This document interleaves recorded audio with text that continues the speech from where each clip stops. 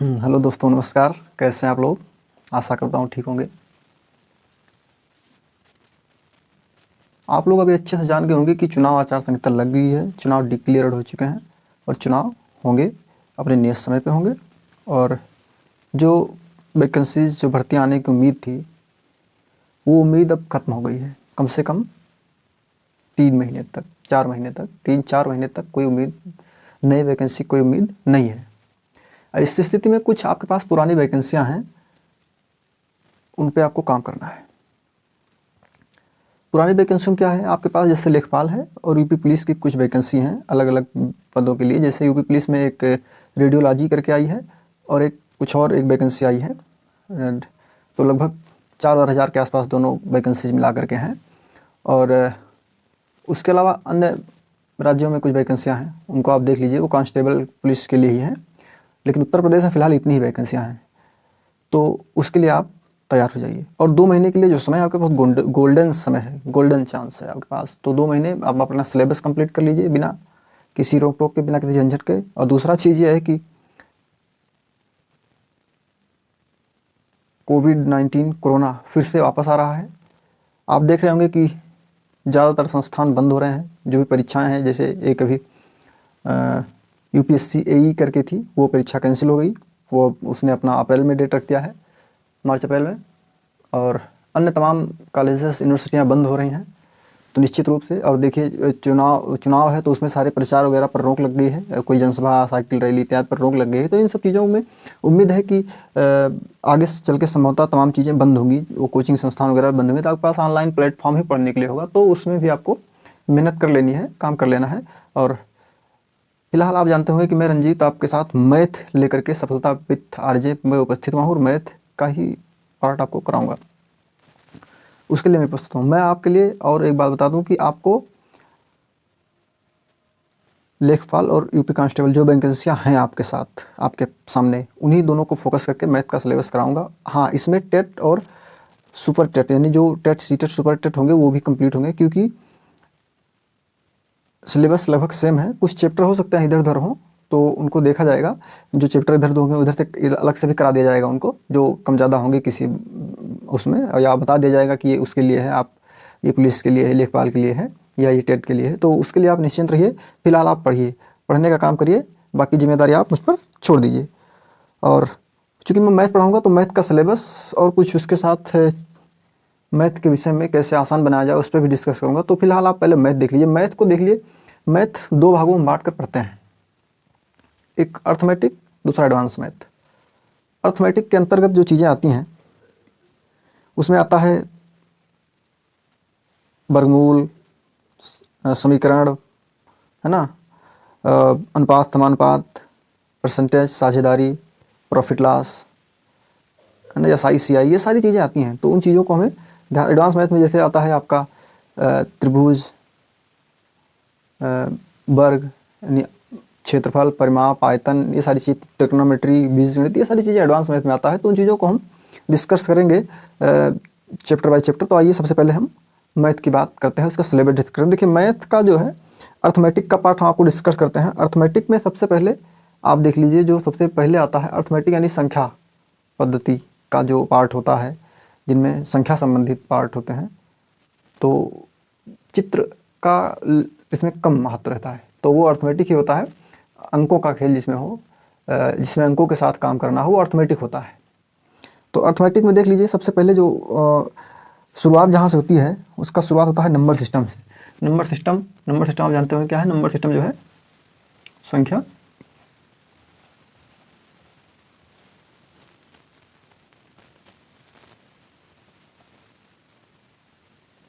पद्धति है। देखिए, है ना, संख्या पद्धति है। देखिए, संख्या पद्धति शुरू करने के लिए जान लीजिए, इसमें 2 चीज़ की आवश्यकता होती है, संख्या और पद्धति। पद्धति क्या है, संख्या क्या है, दोनों नंबर सिस्टम बना कैसे है, या तो इसको जान लीजिए आप। देखिए, इसको सॉल्व करने के लिए, इसको पढ़ने के लिए हमें 2 चीज़ों की आवश्यकता होती है, इसमें 2 चीज़ों की। एक तो नंबर की आवश्यकता होती है, दूसरा चिन्ह की। यानी एक तो संख्या की आवश्यकता होती है, दूसरा किस चीज़ की आवश्यकता होती है? चिन्ह की आवश्यकता होती है। ठीक ना। अब संख्या में क्या आता है? संख्या में देखिए, संख्याएं जो आती हैं वो संख्या, तो पहला है कि संख्याओं के प्रकार होते हैं, वो अलग मामला है। संख्या जैसे होती है, ये संख्या हो गई, ये भी संख्या ही हो गई, ठीक है। उसके बाद संख्या के बाद, अच्छा हाँ, इसमें और भी होता है जैसे सम संख्या, ठीक, विषम संख्या, पूर्ण संख्या, पूर्णांक क्या होता है, ठीक, ये चीज़ें। और भिन्न जो होता है, ठीक है, ये चीज़ें जो आती हैं, दशमलव संख्या,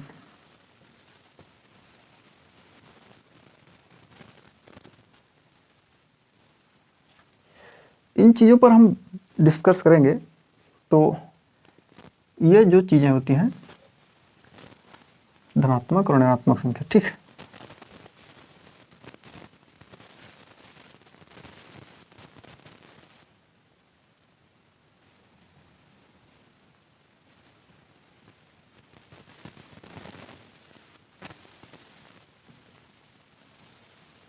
धनात्मक संख्या और ऋणात्मक संख्या देख लीजिए, संख्या में जो चीज़ें आती हैं, धनात्मक संख्या आती है, ऋणात्मक संख्या आती है, और संख्याओं के प्रकार जो होते हैं, पूर्णांक संख्या, पूर्ण संख्या, विषम संख्या, सम संख्या, भिन्न, दशमलव संख्या, ये सारी चीज़ें आती हैं संख्या के अंदर। तो इसको जब हम शुरुआत करेंगे तो इस पर हम बेहतर चर्चा करेंगे। आप अच्छे जानते होंगे जिन संख्याओं का आगे माइनस लगा हो, ऋण लगा हो, ऋणात्मक संख्या है। जो संख्याएं बिना चिन्ह के हो, धनात्मक संख्या या प्लस लगा हो तो ऋणात्मक संख्या होती है। सम संख्याएं जो 2 से कटें वो विषम, सम संख्या होती हैं जो 2 से ना कटें, है ना, वो विषम संख्या होती हैं।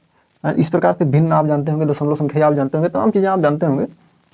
फिलहाल जब हम पढ़ेंगे तो इस पर बेहतरीन से डिस्कस करेंगे। दूसरा चिन्ह जो होता है, चिन्ह जैसे क्या होता है, धन, ऋण, गुणा, भाग, ठीक है, अंडर रूट, प्रतिशत, और क्या होता है, ये सारी चीज़ें जो होते हैं चिन्ह होते हैं। अब देखिए, इन चीज़ों को मिला के हम संख्या के बारे में सीखेंगे। और इसी में जब संख्या के बारे में सीख रहे होंगे तो 2 चीज़ें और आती हैं। एक होता है संख्या का ही पार्ट होता है, संख्या पद्धति का ही पार्ट होता है, वो क्या होता है, स्थानीय मान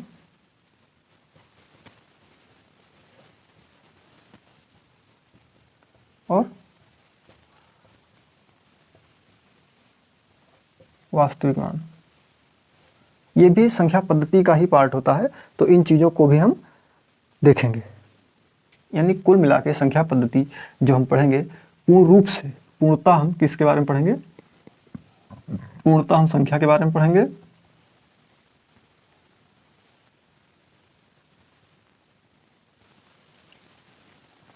संख्या के बारे में जानेंगे, और उनका चिन्हों के साथ किस प्रकार से प्रयोग होता है, चिन्हों के साथ प्रयोग,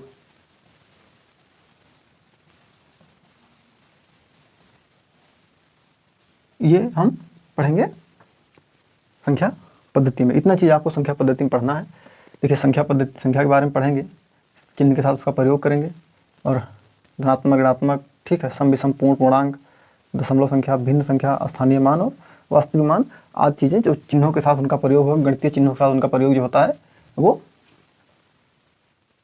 पूरा संख्या पद्धति के अंतर्गत हम लोग पढ़ेंगे, ठीक है। दूसरा और चीज़ हम भी पढ़ेंगे, वो आपको हम बताएंगे। एक तो पहले पार्ट में हम इन चीज़ों को पढ़ेंगे, आप समझ गए होंगे।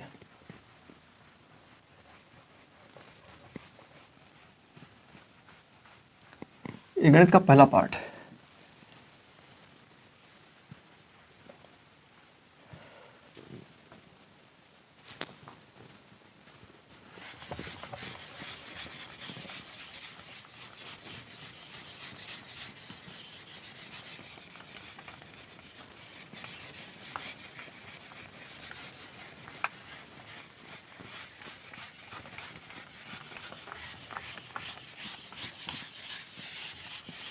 आइए,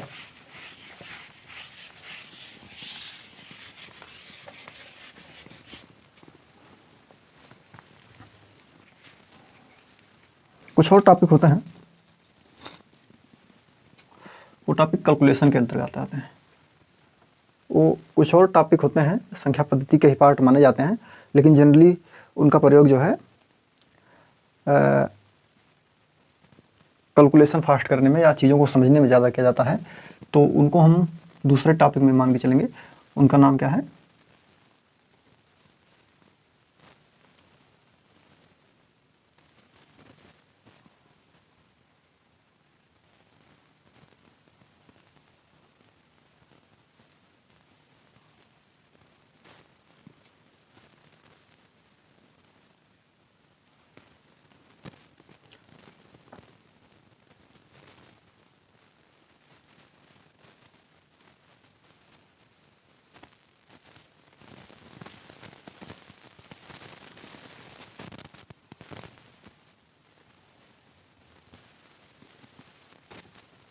ठीक है, कैलकुलेशन टॉपिक।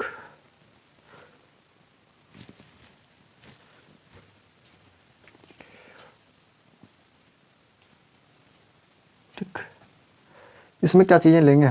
कैलकुलेशन टॉपिक में क्या चीज़ें ली जाएंगी, ये जानना आपके लिए बेहद ज़रूरी है।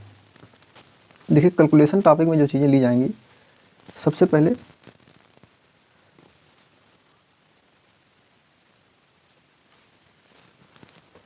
कैलकुलेशन टॉपिक में जो चीज़ें आपको बताई जाएंगी, इसमें जो होगा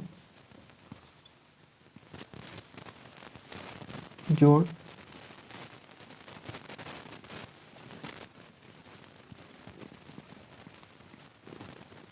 देख लीजिए, इसमें जोड़, घटाव, गुणा, भाग। कैलकुलेशन टॉपिक का जो मामला है, ठीक ठीक, इसमें जो पहला जानेंगे हम लोग कैलकुलेशन टॉपिक में, जोड़, घटाव, गुणा, भाग, इसको कैसे फास्ट किया जाए, तो इस बात को हम लोग समझेंगे। दूसरा टॉपिक इसी में पढ़ेंगे हम लोग, वर्ग, इसके साथ पढ़ेंगे वर्गमूल, इसी में पढ़ेंगे हम लोग घन और घनमूल। ठीक है, घन और घनमूल पढ़ेंगे, और इसी के साथ हम लोग पढ़ेंगे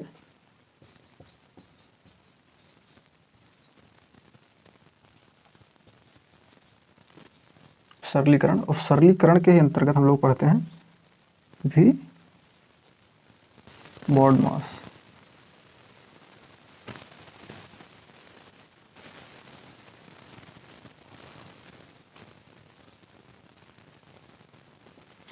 ठीक है, भी BODMAS हम लोग पढ़ेंगे। ठीक है, देखिए, कैलकुलेशन टॉपिक यही होते हैं। इन को ये चीज़ें अगर आपको आने लगी तो मैथ फिर आपके लिए समझ लीजिए कि बात बन गई, बहुत आसान हो गया। सबसे पहले जोड़, घटाव, गुणा, भाग, इनको कैसे तेज किया जाए, कैसे बेहतर किया जाए, और उसी का सेम प्रयोग जो है सरलीकरण में तीनों का, चारों का एक साथ प्रयोग होता है। सरलीकरण भी BODMAS जो होता है, इसमें गुणा भी होता है, भाग भी होता है, और घटाव भी होता है, और ब्रैकेट्स के जो प्रयोग होते हैं वो भी होते हैं इसमें भी, मतलब रेखा वाला जो एंगल दिया होता है ऊपर से बार, तो इस चीज़ को सीधे इसमें प्रयोग होता है। और तमाम जगह बिना जोड़, घटाव, गुणा, भाग के कोई मैथ हो ही नहीं सकती, आप इस बात को जानते हैं। दूसरा चीज़ वर्गमूल और वर्ग, ये मैथ का ही है, गुणा का एक प्रकार से पार्ट है। ये गुणा का पार्ट है वर्ग, और वर्गमूल गुणा भाग दोनों का पार्ट है, सेम वही है। घनमूल भी गुणा भाग का पार्ट है, घन और घनमूल दोनों। तो इस प्रकार से हम लोग इसको भी, इन चीज़ों में हम लोग समझेंगे जब इस पर हम पहुँचेंगे। उसके बाद हम लोग आएंगे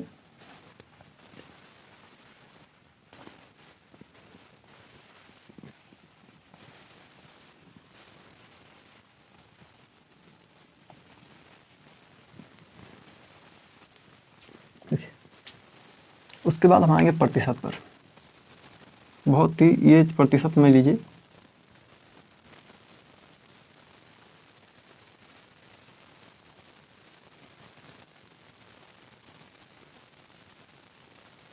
प्रतिशत देखो कितना खराब प्रतिशत लिखा है।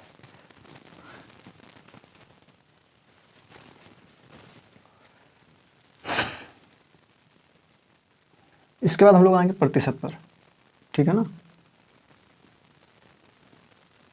प्रतिशत पर।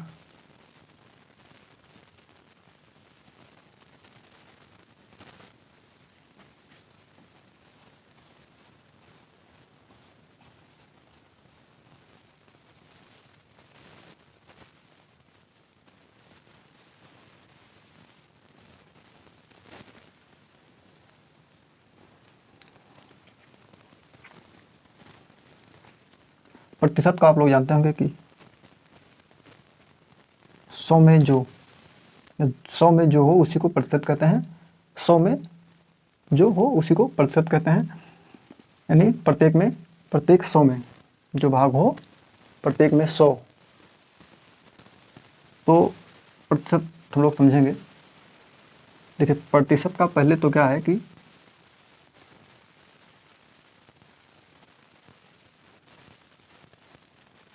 प्रतिशत का निशान चिन्ह ये होता है। दूसरा क्या है कि प्रतिशत का दूसरा रूप होता है भिन्न।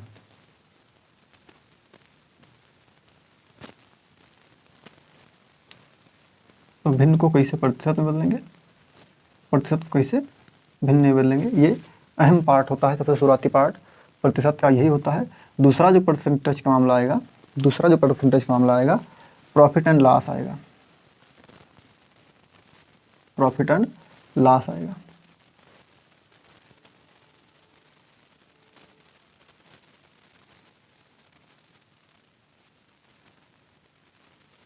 प्रॉफिट एंड लॉस आएगा, ठीक।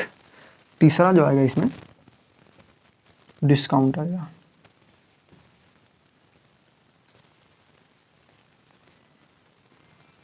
डिस्काउंट जो होता है छूट होता है।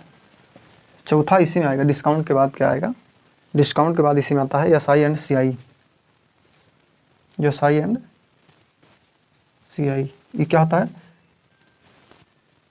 सिंपल इंटरेस्ट और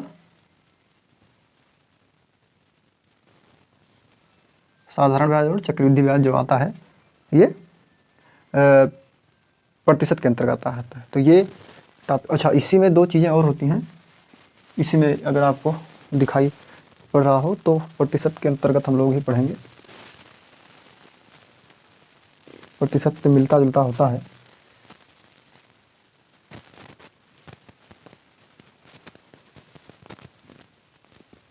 SICI, डिस्काउंट, छूट, ठीक है, बस ठीक है। प्रतिशत से रिलेट करके हम लोग इतना पढ़ेंगे और इसको हम लोग एक क्रम में पढ़ेंगे ताकि दिक्कत नहीं हो, चीज़ें आए गड़बड़ नहीं हो। उसके बाद आ जाइए,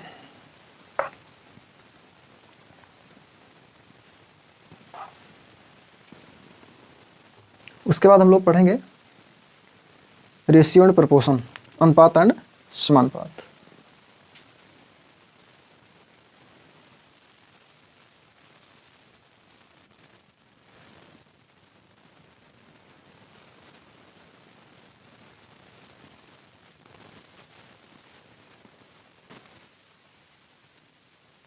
अनुपात एंड समानुपात हम लोग पढ़ेंगे। देखिए अनुपात समानुपात में हम लोग 3-4 चीज़ें रिलेट करके पढ़ेंगे। पहला जो है इसमें पढ़ेंगे ईएज, ठीक है, पहला हम लोग पढ़ेंगे ईएज इसी में। और दूसरा जो हम लोग पढ़ेंगे वो पढ़ेंगे साझेदारी, पार्टनरशिप, ठीक है।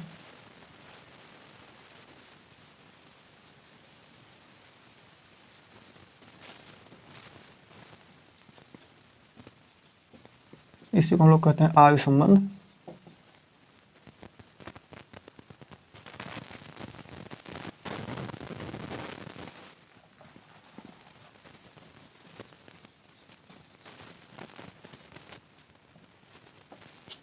आयु संबंध इसी को हम लोग कहते हैं और इसको हम लोग कहते हैं साझेदारी।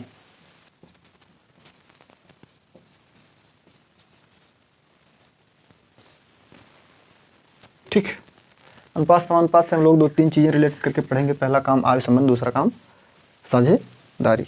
उसके बाद हम लोग आएंगे, जो इसके बाद हम लोग पढ़ते हैं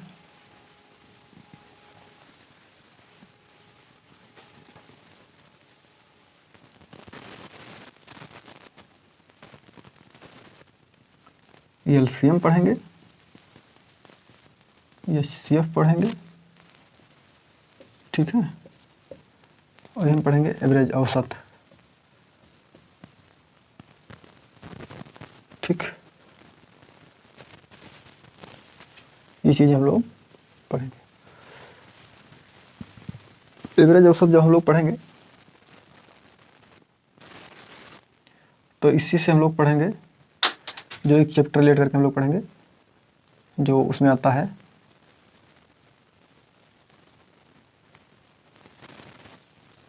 चाल दूरी समय का। इसी में जो है रेलगाड़ी संबंधित क्वेश्चन आते हैं, और इसमें नाव धारा संबंधित क्वेश्चन आते हैं। देखिए, हम लोग जब औसत पढ़ रहे होंगे तो हम लोग चाल समय दूरी पढ़ेंगे, और इसी में रेलगाड़ी संबंधित क्वेश्चन और नाव धारा संबंधित क्वेश्चन पढ़ेंगे। ठीक, इसके बाद हम लोग पढ़ेंगे, इसी से रिलेट करके रहता है, थोड़ा सा डिफरेंट होता है, इसी से रिलेट करके। इसके बाद हम लोग पढ़ेंगे, देखिए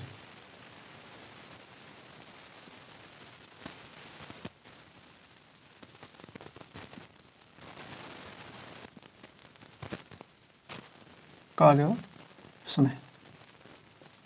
कार्य और समय जब हम लोग पढ़ रहे होंगे तो इसी में हम लोग रिलेट करके पढ़ देंगे नल और टंकी के क्वेश्चन हम लोग पढ़ेंगे। जब हम लोग कार्य और समय पढ़ रहे होंगे तो हम लोग इसी में नल और टंकी संबंधित क्वेश्चन पढ़ेंगे, और ये सारी चीज़ें बहुत महत्वपूर्ण होते हैं। और इसी में हम लोग एलिगेशन और मिक्सचर भी पढ़ेंगे।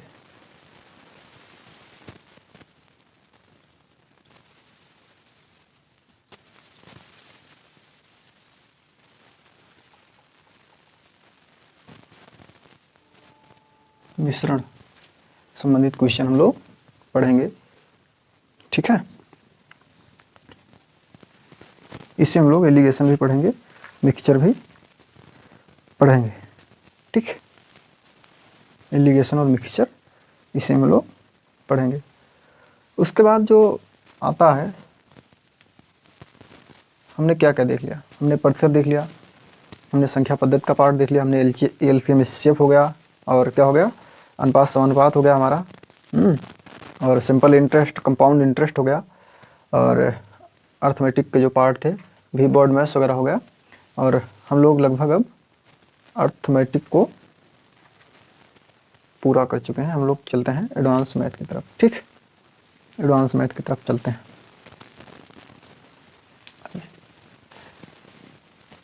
अर्थमेटिक का है लगभग इसमें पूरा हो गया, आपका अर्थमेटिक हो गई पूरी। ठीक, अब हम लोग आते हैं एडवांस मैथ की तरफ। एडवांस मैथ,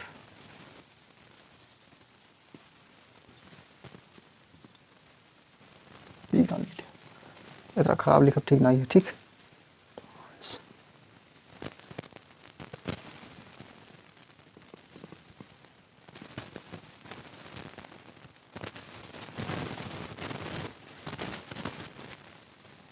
देखिए एडवांस मैथ में जब हम लोग पहुंचेंगे तो इसमें 3 प्रकार के क्वेश्चन होते हैं, ज्योमेट्री, मेंसुरेशन और क्या, स्टैटिक्स और डीआई और अलजेब्रा।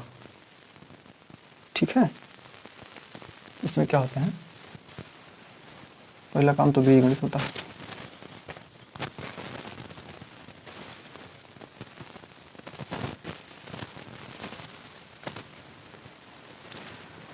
बीजगणित होता है जिसे हम लोग कहते हैं अलजेब्रा। अब अलजेब्रा के अंतर्गत जो है, देखिए अलजेब्रा बीजगणित के अंतर्गत हम लोग जो पढ़ेंगे सभी प्रकार की सर्वसमीकरणें पढ़ेंगे। हम लोग सभी प्रकार की क्या पढ़ेंगे,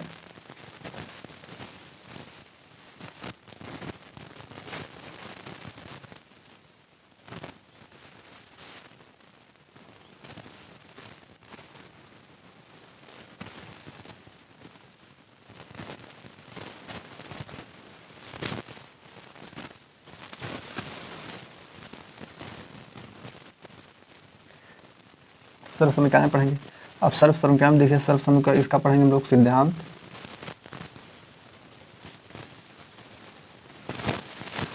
प्रयोग, ठीक ना। जो सरल समीकरण होंगे इनका हम लोग सिद्धांत पढ़ेंगे, प्रयोग करेंगे और किस पे आधारित,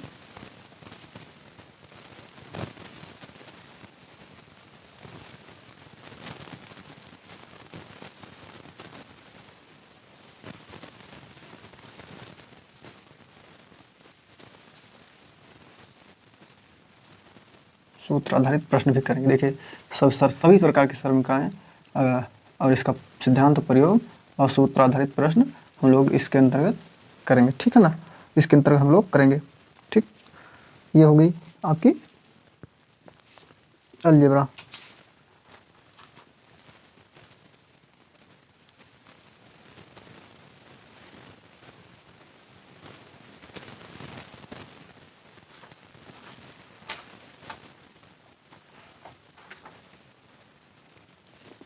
ठीक है।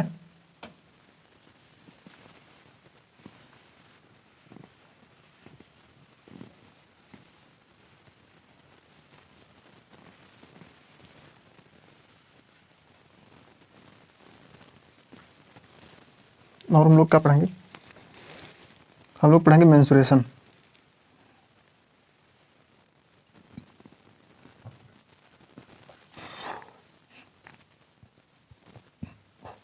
ज्यामिति,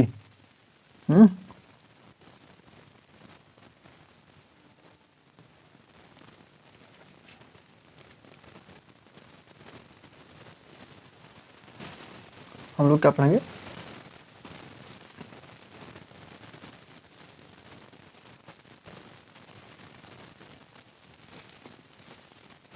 मेंसुरेशन।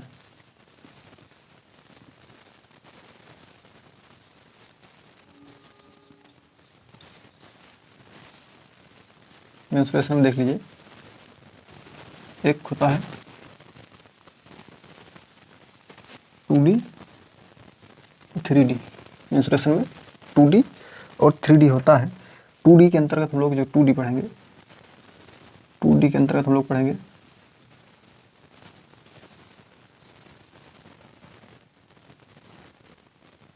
त्रिभुज,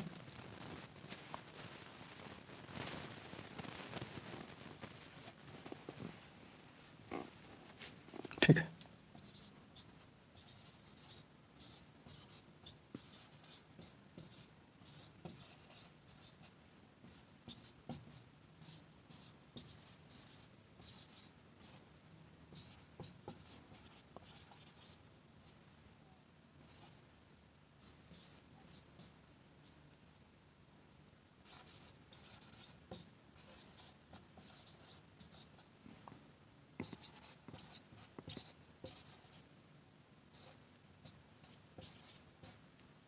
ठीक है।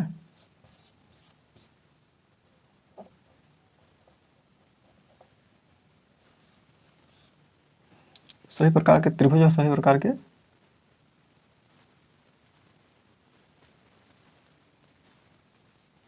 चतुर्भुज हम लोग इसमें पढ़ेंगे, ठीक है। सभी प्रकार के त्रिभुज और सभी मेंसुरेशन का जो पार्ट पढ़ेंगे हम लोग, देखिए 2D पढ़ेंगे 3D पढ़ेंगे, ठीक है।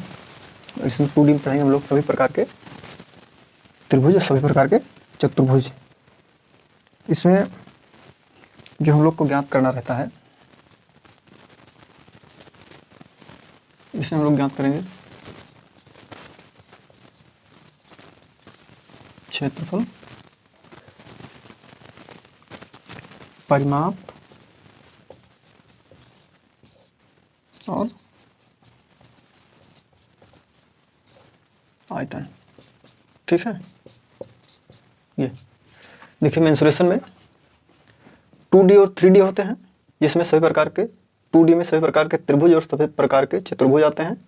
और इसमें क्षेत्रफल, परिमाप, आयतन, ये चीज़ें आपको ज्ञात करनी बताई जाएंगी, यही आपको ज्ञात भी करना रहता है। उसके बाद हम आते हैं 3D।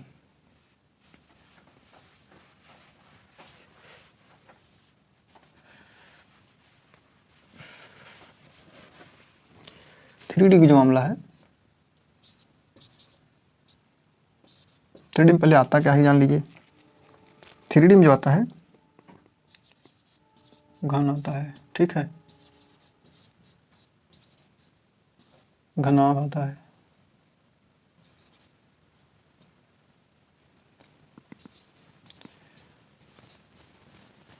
बेलन आता है,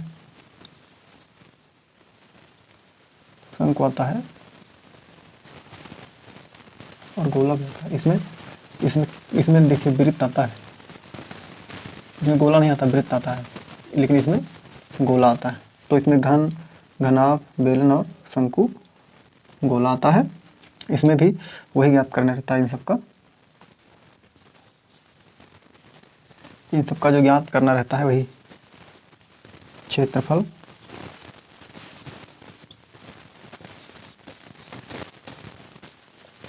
आयतन, परिमाप, यही ज्ञात करना रहता है। ठीक है, ये मेंसुरेशन का पार्ट। मेंसुरेशन में हम ये चीज़ें डिस्कस करेंगे। अब आपके पास बचता क्या है, अंत में जो बचेगा हम लोग जो सिलेबस के अंतर्गत आता है हम लोग के। आइए अब बताइए क्या बचता है हम लोग के पास। देखिए क्या क्या हो गया, हम लोग का अर्थमेटिक का पार्ट हो गया, एडवांस का पार्ट हो गया। ठीक, अर्थमेटिक हो गया, एडवांस हो गया और मेंसुरेशन भी हो गया। ठीक है, मेंसुरेशन भी हो गया।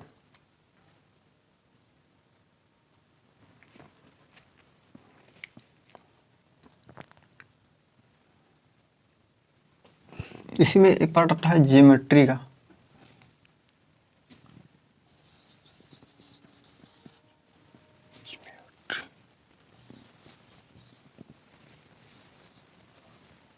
ठीक, ज्योमेट्री में जो आता है वो आता है बिंदु,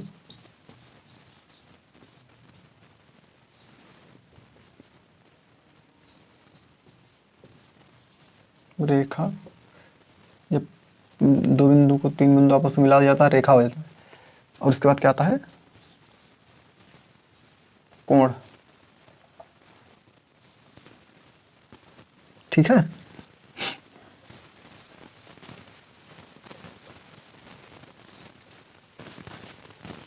देखिए ज्योमेट्री में जो चीज़ें आती हैं, हालांकि मेंसुरेशन भी इसी के इर्द गिर्द रहता है, लेकिन ये सबसे पहले हम इसको ज्योमेट्री में पढ़ेंगे, बिंदु, रेखा, कोण। उसके बाद हम मेंसुरेशन का जो पार्ट होता है कई बार हल करते हैं, नहीं तो दिक्कत हो जाती है हल करने में।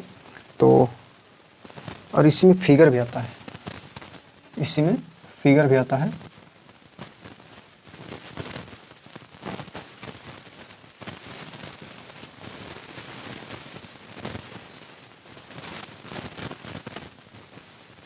दो प्रकार का चित्र होता है, एक खुला चित्र होता है, एक बंद चित्र होता है। ठीक,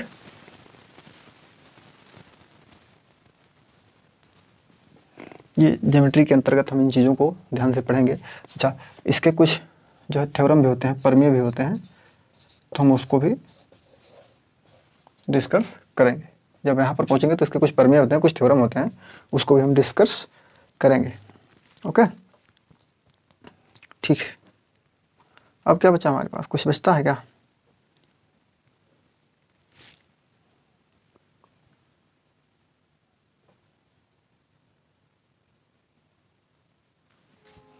अब जो आजकल के, ठीक है, आजकल दो चीज़ें बहुत ही जो है प्रचलित हो गई, प्रत्येक परीक्षाओं में पूछा जाने लगा है। और लेखपाल की परीक्षा हो और आपसे DI न पूछे, सांख्यिकी न पूछे, तो फिर ये आप लोग के साथ अन्याय हो जाएगा। ठीक है, लेखपाल की परीक्षा हो, आपके पास सारणी न पूछे, चित्र से चीज़ों को हल करना न पूछे, चित्र से मान निकालना न पूछे, तो ये क्या होगा, आपके साथ अन्याय हो जाएगा। तो सबसे पहला हम चीज़ों को जो इसमें पढ़ेंगे, सांख्यिकी पढ़ेंगे,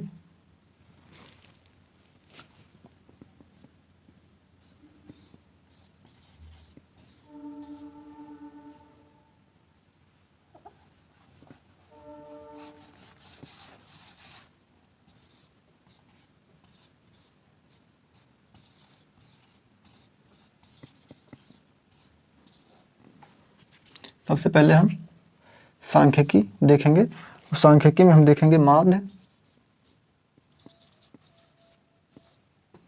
माध्यिका,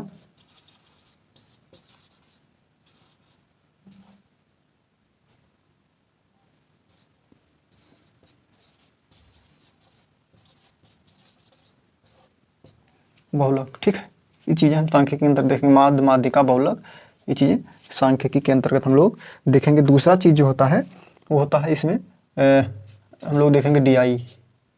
ठीक है, DI को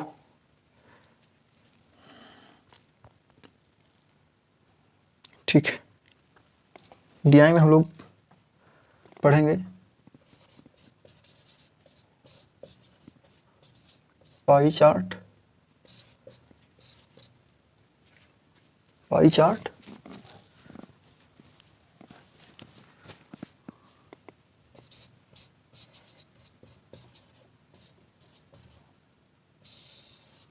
रेखाचित्र को ही हम लोग लाइन ग्राफ्स कहते हैं। ठीक है, लाइन ग्राफ कहते हैं, पाई चार्ट को पाई चार्ट ही कहते हैं।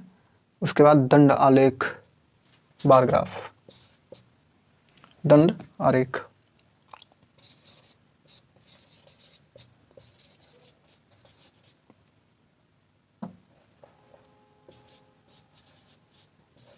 इसी को बार ग्राफ भी कहते हैं। ठीक है,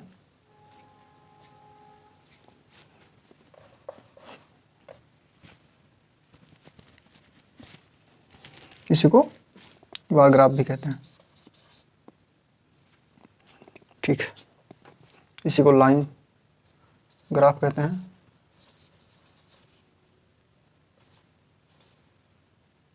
इसको पाई चार्ट कहते हैं।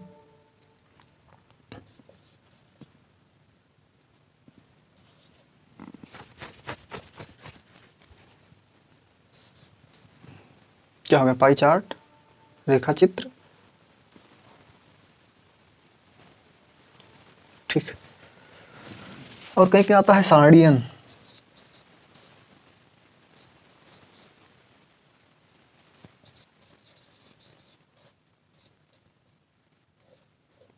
सारणी से संबंधित क्वेश्चन भी आते हैं। तो ठीक है, देखिए DI में हम लोग पढ़ेंगे पाई चार्ट, रेखाचित्र, दंड आरेख और सारणी। और सांख्यिकी में हम लोग माध्यिका, बहुलक पढ़ेंगे।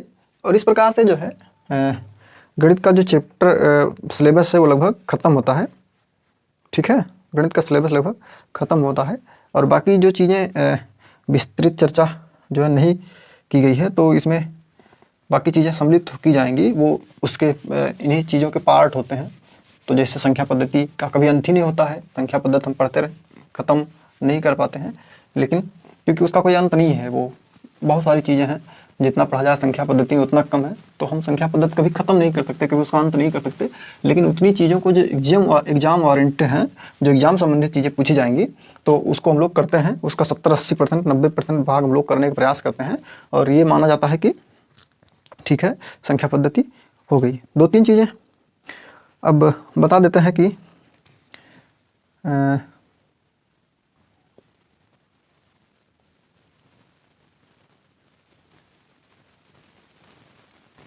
देखिए, आइए सबसे पहले आज कुछ डिस्कस कर लेते हैं, क्योंकि क्लास तो जो है ज़्यादा लंबी हो जा रही है, लेकिन फिर भी हम लोग कुछ चीज़ें डिस्कस कर लेते हैं। जैसे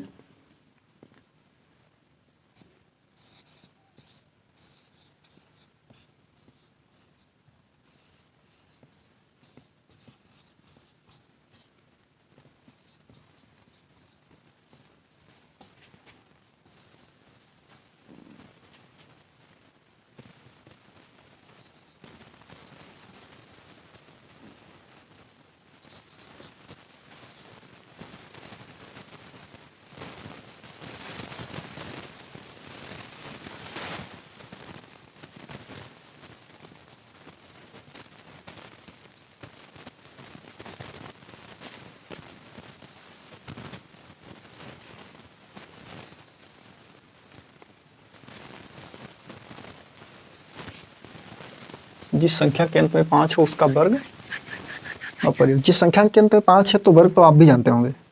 उसमें कोई दिक्कत नहीं है। जिस संख्या के अंत में 5 है उसका वर्ग आप बहुत आसानी से निकाल पाते होंगे, नहीं निकाल पाते होंगे तो हम आपको बताएंगे, वो सेकंडों का काम है, आपको बहुत आसानी से आने लगेगा।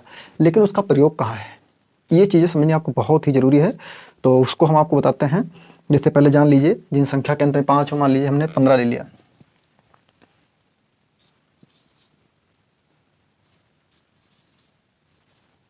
बताइए क्या होगा। देखिए आता है तो आप कह देंगे, हालांकि इतना याद भी होना चाहिए। नहीं आता है तो क्या करेंगे, नहीं आता है तो बहुत लोग फिर ब्रह्म विधि का प्रयोग करेंगे। ब्रह्म विधि वही होती है ना, ब्रह्म विधि जो होती है वही होती है, ब्रह्मास्त्र जिसे कहते हैं, है ना। उसे ब्रह्मा भी नहीं फेल कर सकता है, उसे ब्रह्मास्त्र विधि कहते हैं। कहेंगे कि ब्रह्मास्त्र विधि यही होती है।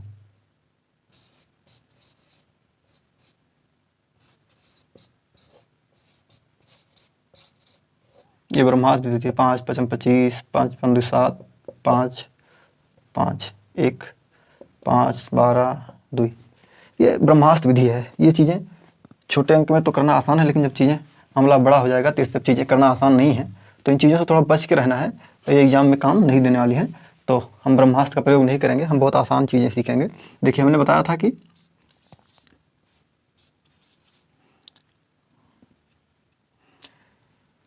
देखिए अंत में 5 हो, सही बात है, और वर्गीय हमने कहा है, इसलिए 15 और 25 का गुणा तो कर लीजिएगा, लेकिन वर्ग है तो समान ही होगा। तो इसमें देखिए कि 5 25 हो गया, यार 1 है ना, ये 1 से आगे 1 जाएंगे तो क्या होगा, 2 हो जाएगा, बस हो गया। मान लीजिए हमने 25 ले लिया, 5 25, 2 से आगे क्या होता है, 3, 3 गुणे 2 कितना होगा, 6, ठीक है ना। आइए 35 ले लीजिए, बताइए 5 25 और 3 के आगे क्या होता है, 1 4, 12 25 हो गया। समझ गया आप नहीं। अंत में चूंकि 5 है तो इसका तो हम वर्ग ही कर देंगे, गुणा कर देंगे, तो 25 हम सीधे लिख देंगे। और जो संख्या उसके बाईं तरफ है, जो लास्ट की संख्या है, उसमें 1 बढ़ा के गुणा कर देंगे, उसमें 1 बढ़ा के जो संख्या आएगी उसी संख्या से गुणा कर देंगे। 1 में 1 बढ़ाएंगे 2 हो जाएगा, 2 1 2। देखिए इसको इससे गुणा कर दिया हमने, और ये 2 है, 2 से 1 बढ़ाया 3 हो गया, 3 का 2 से गुणा करा दिया तो कितना हो गया, 6। ये यहाँ क्या 5 में 25 हो गया, यहाँ कितना है 3, 3 से 1 बढ़ा के लिखेंगे क्या हो जाए 4, तो 3 चौको 12, 12 25, ये हो गया। इसी प्रकार से मान लीजिए 45 हो गया,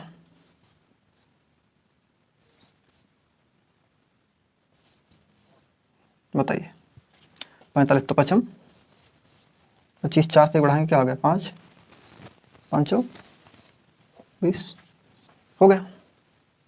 क्या दिक्कत है इसमें, कोई दिक्कत है, कोई दिक्कत नहीं है। आइए और आ जाइए, इसमें हमें नहीं लगता कि कहीं कोई दिक्कत होगी आप लोग को, ठीक है। इसमें कहीं कोई दिक्कत नहीं होनी चाहिए, और सही में भी नहीं होनी चाहिए, इसमें कोई दो राय की बात नहीं है, इसमें कहीं कोई दिक्कत नहीं होनी चाहिए। आइए आइए कुछ और काम कर लिया जाता है। चलिए 55, ठीक है,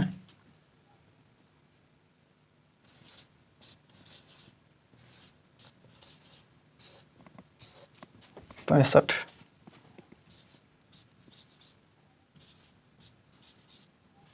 75,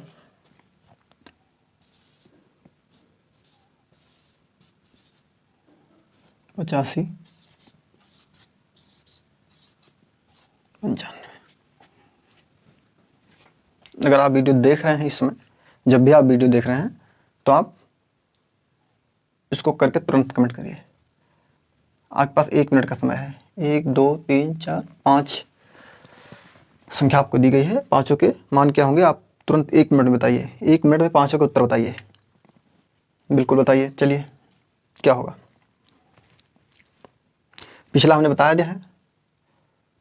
दिया है, सेम उसी प्रकार से करना है। एक जो 5 है उसका हम आपस में गुणा कर देंगे, 5 में 25 कर देंगे, और जो उसके बगल का अंक है उसके 1 बढ़ा करके उसी संख्या में उससे गुणा कर देंगे, बस उत्तर आपका निकल आएगा। चलिए देखिए हमने करा दिया, क्या कराया, 5 में 25 और 5 यहाँ हो जाएगा, 6 से 7 होगा, 6 7 42 हो गया कि नहीं हो गया, इधर आ गया। अब हमको ये लिखने की जरूरत नहीं है। देखिए 5 में 25 5 6 30, आइए, ठीक है, आइए यहाँ आइए,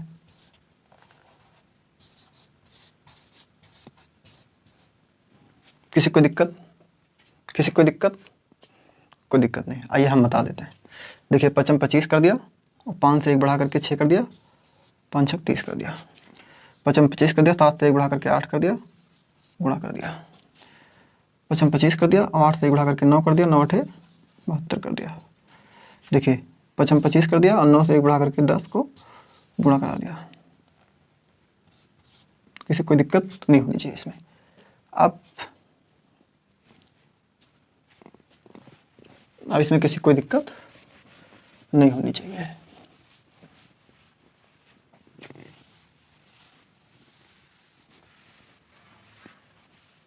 आइए और कुछ देख लेते। चलिए अब मान लीजिए 95 हो गया, हाँ 105 हो, और क्या हो सकता है,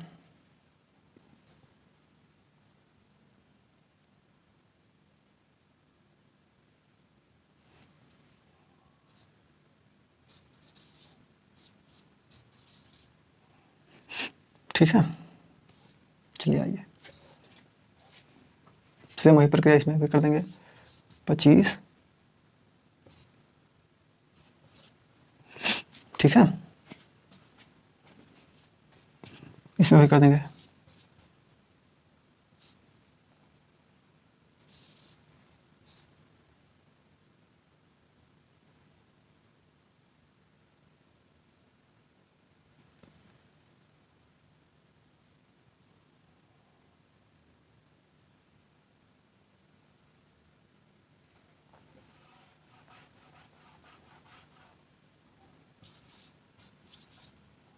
पच्चीस हो गया और इसमें 1 बढ़ा के गुणा कर देंगे, तो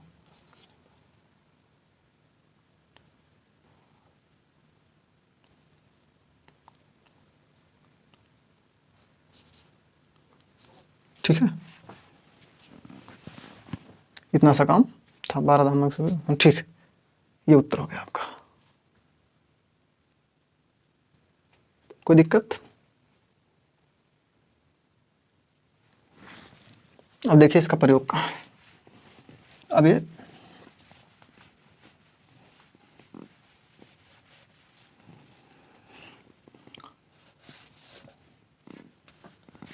देखिए प्रयोग जो है, हम आपको बताते हैं कि इसका प्रयोग, जैसे हमने लिखा था, क्या लिखा था, मान लीजिए हमने 25 लिखा था,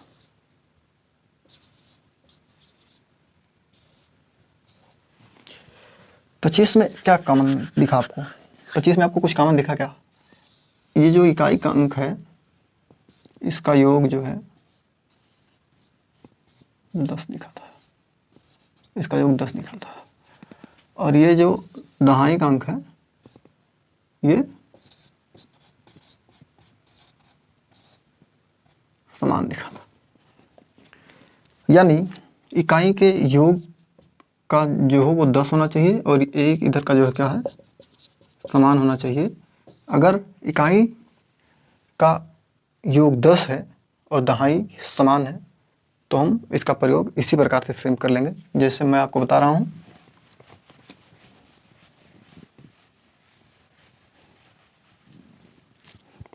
बारह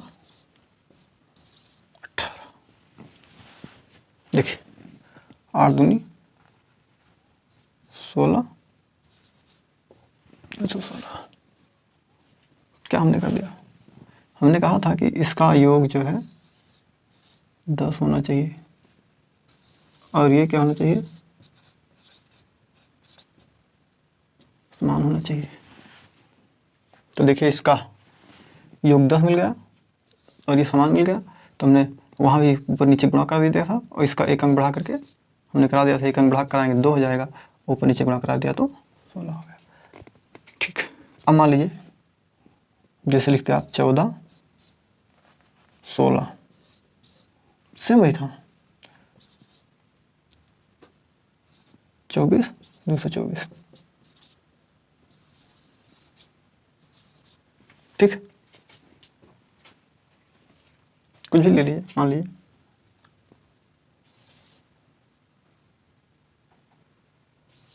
98 ले लेते आप, 92 ले लेते, तो 8 दूनी 16,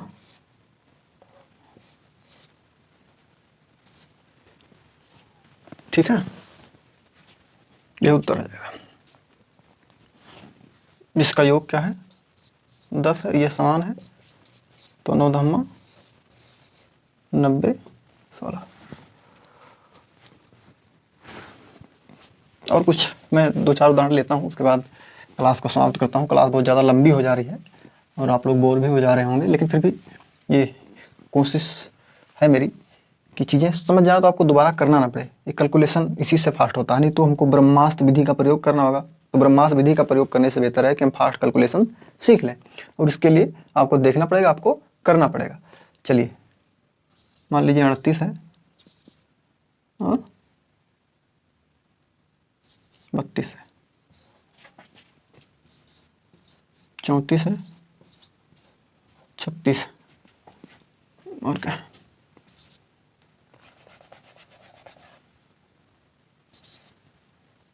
76 है, 74। बस यही हम आपको बताएंगे, उसके बाद आज की क्लास खत्म करेंगे।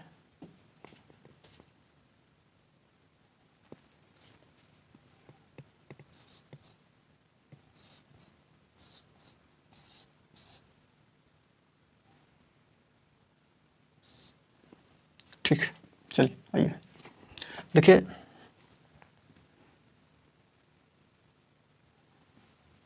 क्या हो 24 56, कोई दिक्कत इसमें? क्या होगा, इसका योग 10 है तो इसको हम कर लेंगे 4 छंग 24, ये 7 है, इसका एक अंक बढ़ा के कर लेंगे 7 8 56, ठीक ही है। 8 दूनी 16, 3 चौको 12। आइए 4 छंग 24, 3 चौको 12 24, यहाँ आ जाइए 4 छंग 24 और 4 पंचे 20 24। कोई दिक्कत, किसी कोई दिक्कत मेरे ख्याल से नहीं होनी चाहिए, आप समझ गए होंगे। इन सब चीज़ों का प्रयोग आप जानते रहिए। और दूसरा भी है, उसको हम बताते रहेंगे आपको। कभी कभार क्या होता है, हाँ अभी एक आया था गुणा, हम लोग देख रहे थे, जैसे 11 गुणे 12, 11 गुणे 12 आया था ना, तो हम ऐसे लिख लेंगे 11 गुणे 12 का 1 2 और 1 2 3। आइए 11 गुणे 13 कर लीजिए, देखिए मैं बता देता हूँ।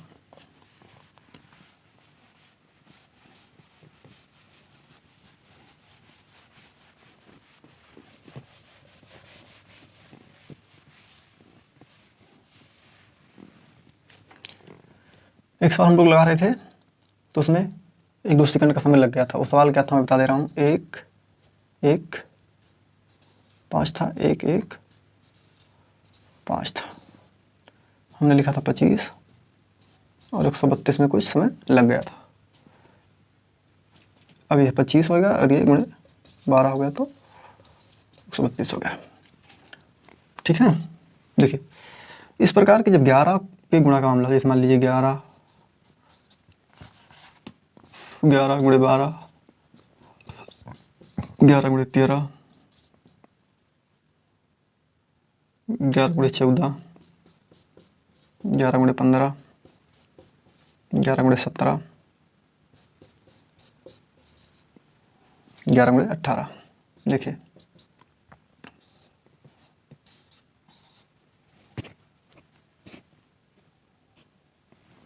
नहीं समझाया, ठीक है। 11 गुणे 12 था, ये देखिए 1 लिखा, 2 लिखा, दोनों को जोड़ के लिख दिया, ये है ना। 1 लिखेंगे, 3 लिखेंगे, 2 4 हो जाएगा।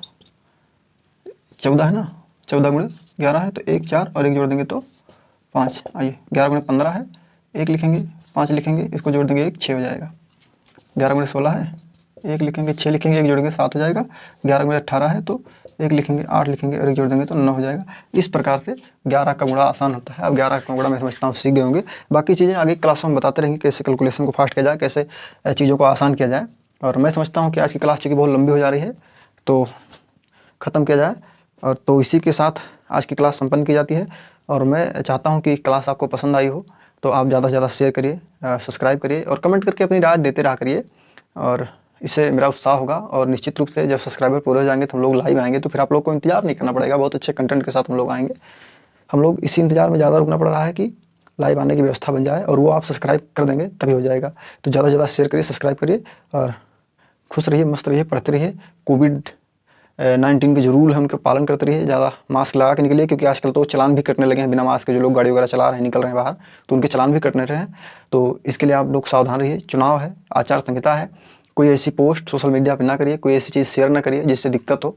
ऐसे काम से बच के रहिए। ज़रा सा आप अपने विचार लिखिए, अच्छी बात है, जो भी करिए, लेकिन तमाम उटपटांग चीज़ों से बच के रहिए। चुनाव आचार संहिता के नियम और उसके उल्लंघन सारी चीज़ें पढ़ते रहिए। आप लोग पढ़े लिखे विद्यार्थी हैं तो निश्चित रूप से ऐसी चीज़ों में फंसना अच्छा नहीं होगा। तो खुश रहिए, मस्त रहिए, शेयर करिए, सब्सक्राइब करिए और साथियों को जोड़िए। तब तक के लिए नमस्कार, धन्यवाद।